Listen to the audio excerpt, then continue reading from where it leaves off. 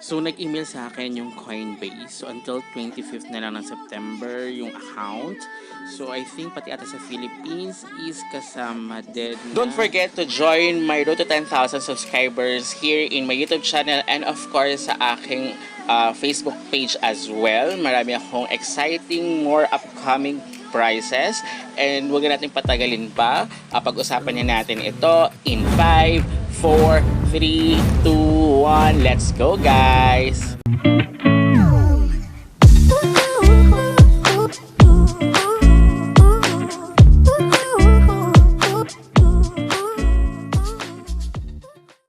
Cause I've been living life right like I could just die any minute. Don't pull right down the side. PCH, country limit. I don't need a guide.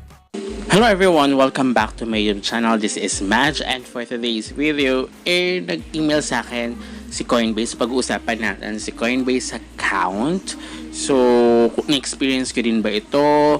And until September 25th na lang daw yung aking account. So, ganito rin ba na experience nyo? So, upon research and upon checking then guys, parang meron silang nilabas na announcement na parang for USA na lang ata itong Coinbase na itong account but meron kasi silang wallet when naglabas sila ng wallet.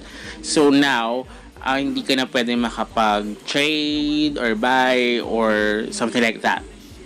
So yun yung mga nakikita kong na-experience sila guys, but of course you can use their Coinbase wallet guys. So ginagamit ko lang naman siya for the free playing applications, something like that. So hindi ko pa kasi na-try yung Coinbase na wallet, but I will gagawa ako. But of course, check ko muna before ko lagyan yun kung pati ba yun ay madadamay guys. So at kayo ba, na-experience ko ba to? Just comment down below.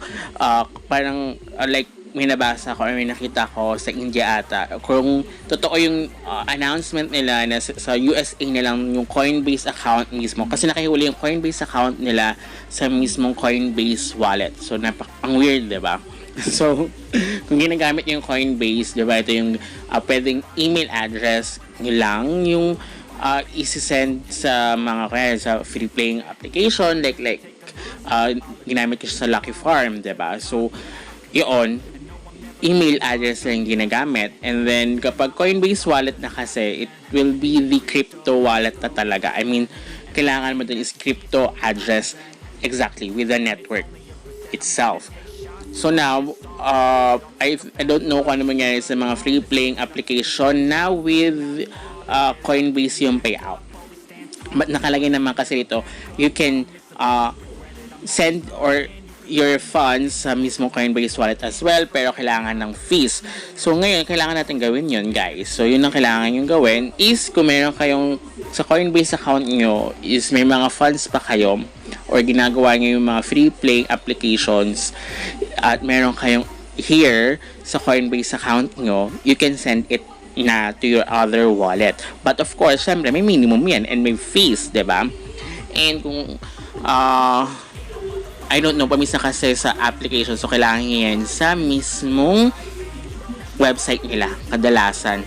Diba yung pag-withdraw nga before, kailangan sa website. Pero nagawa ko yan, yung kino-convert ko from like, kaya yung ibang coins, pwede mo kasi i-convert, diba? So, kinonvert ko sa Tether. Kasi sa dalingan, supposed to be gagamitin ko siya before, pero hindi ko nagamit dahil nga, siguro yun nga yun, I think nag-start ata siya February.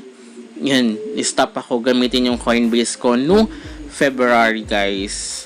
So ito yung last transaction ko, yun sa USDT ko. So, pero gagawa muna ako ng wallet, yung Coinbase wallet. Ayan yung Coinbase wallet. So kung wala pa kayo, ganito lang pag gumawa guys. So parang it's like a MetaMask or other wallet na you need to input your passcode of course, and kailangan nyo mag-create ng sorry, ay wala pala rito, naputol ata yung video ko noon, hindi ko ata na anuhan. So kailangan nyo yan yung username, kailangan nyo lagyan ng username. So madali lang naman. So kailangan rin ng passcode ng 12 phrases. So, akala ko nga po pwede siya from here is pwede parang mag-automatic kasi wallet naman nila yan, 'di ba? Pero hindi, you need to transfer kasi hindi mo nakalagay sa email, 'di ba? So ang weird nga nila. Iba ba yung sa Coinbase na mismong account, sa Coinbase wallet, guys? Pero ang nakikita ko kasi is more on sa aking research is yung paano palitan yung country for the Coinbase wallet. But sa Coinbase account, hindi, guys. So, ayan. I don't know.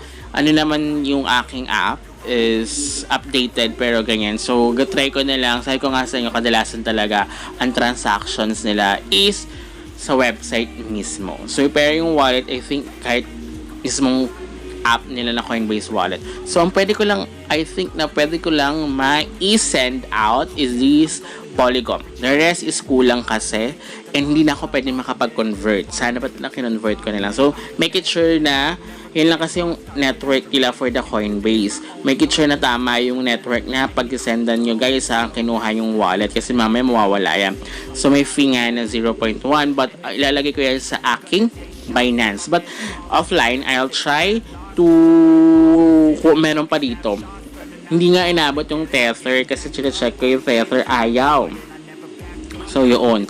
So I think pati sa Philippines damay baka within USA na lang yung Coinbase mismo na account or possible sa Europe kasi Dublin, alam ko sa Dublin nakita nyo sa email Dublin natin nakalagay doon. Pero yung nasa announcement nila parang vlog nila is parang for they will cater sa US na lang, something like that. So here sa USD coin, sana ito, sayang ito kasi wala siyang fee but kailangan is $1.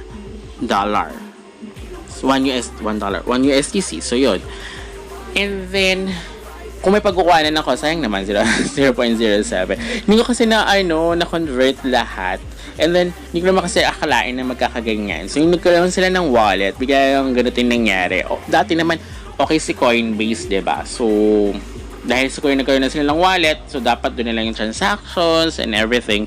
So yun, and dito yung mga trade nila for sure yung gagawin. Kasi sa wallet nila walang masyadong parang you have parang crypto wallet lang nila na you can connect sa Even Shiba, hindi rin po pwede. I think Polygon lang ata yung po pwede. So ito yung mga kasi, yung mga lang yan, yung like sa mga Telegram bot, diba? Dati namimigay sila. Na-stop yun dahil siguro sa nangyaring ganito, guys. And then, ito nga, kasi ito ERC20 kasi lang dito sa Coinbase. So, wala siyang TRC20, wala siyang BNB, ERC20 lang to, guys. Kaya hindi nga sinasabi yung network dito. Wala nakalagay na network. ERC20 yan. So, negative pa, diba? So, hindi mo rin ba masasend, diba? Network fee 1.29, diba? Negative pa yung So, wala din. So, hindi ko na siya maano. So, kayo, kung sa ibang bansa kayo, kasi may nakita ko, sa India ata, na hindi na rin mag-discontinue na din. So, here sa Philippines, I think ganun din. So, kung na-miss nyo yung email, hindi nyo nabasa yung email, make sure na gawin nyo na lang ito, guys. Ilipat nyo na yung mga funds nyo from the Coinbase. I don't know what going to happen sa mga free earning applications na ang payout is sa Coinbase, guys. Possible, kaya siguro hindi ko mabuksan yung Lucky Farm ko, guys. But I'll try to open it, guys, and I'll update you regarding Lucky Farm. Alam ko marami nagtatanong sa comments na wala na akong update kasi nga hindi ko mabuksan. Papakita ko sa inyo, guys. And then, may mga naglabasan na bagong games na Coinbase din. So, I will show you, guys. I-review ko rin ulit yun. Natigil kasi ako kay Coinbase dahil nga itong nangyari kay Lucky Farm as well, and then hindi ko nga siya masyadong ginagamit dahil nga ang hirap siya gamitin din. So ayan nga nakalagay dyan, receive not support. So kasi nga 'di ba, your parang country sa country natin. So para mag-subscribe ka na lang para kung i-open pa nila sa other country itong Coinbase account. Sana i-open nila. Sayang naman din yung funds, diba? Pero until September 25th na lang yan sa akin. I don't know. Or until September 25th na lahat. guys.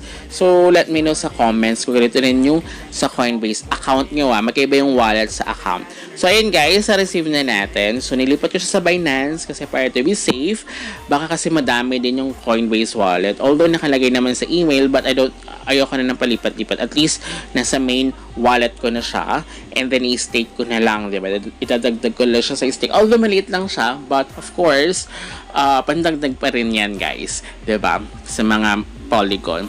Inisip ko kasi dapat sa Coinbase wallet dahil nga meron akong gustong i-try na NFT which is Polygon network din yung ginagamit and kailangan. But, sabi ko, sige, hindi ko muna gagamitin yung Coinbase wallet kasi check ko muna yung bago kong gawa kung madadami siya until September 25th. So, good luck. So, kaya kayo, start nyo na yan. Kung baka September 25 na lang talaga this year ang Coinbase account for the Philippines. So, kaya baka hindi na siya magbigay ng service sa atin. So, until next time, goodbye!